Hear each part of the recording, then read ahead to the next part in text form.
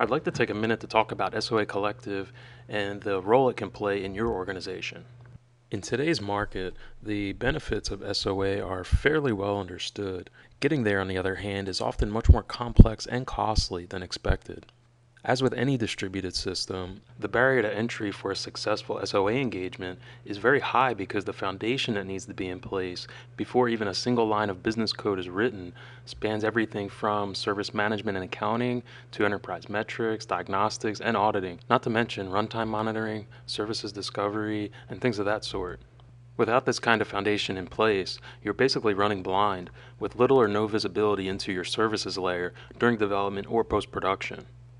As you get more involved with SOA, the need for such a foundation becomes very clear. Anyone who has felt the pain associated with trying to manage or diagnose a problematic SOA system fully understands what we're talking about. Developing these features in-house, however, is costly and a technological challenge in its own right.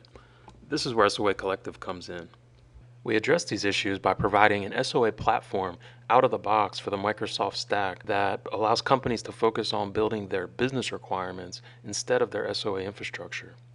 Building out your SOA into a SOAC-enabled environment lays a foundation that allows you to hit the ground running while empowering you to manage and scale your SOA infrastructure in a common way across the enterprise. This drastically reduces the cost for new and existing SOA projects. And since the functionality of SOAcollective is transparently adopted by each service, SOAC enabling as we've come to call it, there's no third-party dependencies and no lock-in. You can pop services in and out of the collective at will. All SOAC-enabled services are automatically endowed with the ability to participate in enterprise-wide discovery, metrics monitoring, diagnostics, and auditing.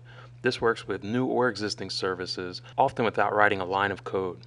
No need to change how you're building or hosting your services. Technically, you don't even need to recompile your code in some cases. SOAcollective visualizes your organization's SOA landscape as well.